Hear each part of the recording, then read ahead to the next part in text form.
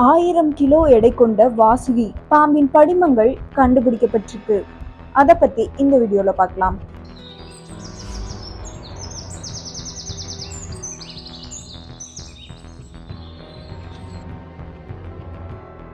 குஜராத்தில் கண்டுபிடிக்கப்பட்ட புதைப்படிவமானது பூமியில் இதுவரை இல்லாத மிகப்பெரிய பாம்பாக இருக்கலாம் என்று, இது டைட்டானோபோவாவை விடவும் பெரியது என்று விஞ்ஞானிகள் ஆய்வின் மூலம் தெரிவித்திருக்காங்க.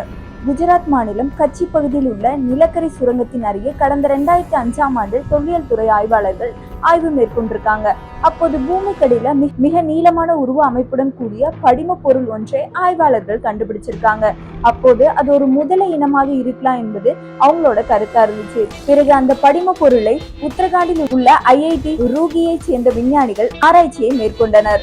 இந்த ஆய்வின் முடிவில் படிம பொருளாக கருதப்பட்டது பூமியில் இதுவரை இல்லாத மிகப்பெரிய பாம்புகளில் ஒன்று என தெரிய வந்திருக்கு. இந்த பாம்பிற்கு வாசுகி இண்டிகஸ் என ஆராய்ச்சியாளர்கள் பெயரிடப்பட்டிருக்காங்க.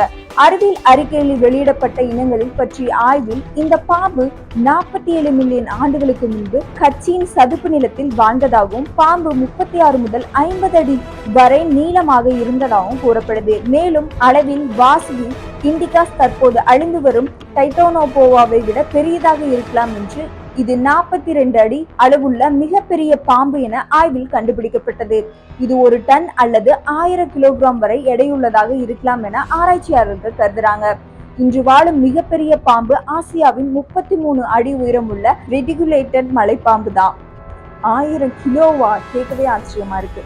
இந்த மாதிரி மோர் இன்ட்ரெஸ்டிங் வீடியோக்கு மறக்காம நம்ம சேனலை சப்ஸ்கிரைப் பண்ணிக்கோங்க. நெக்ஸ்ட் வீடியோல பார்க்கலாம். பாய்.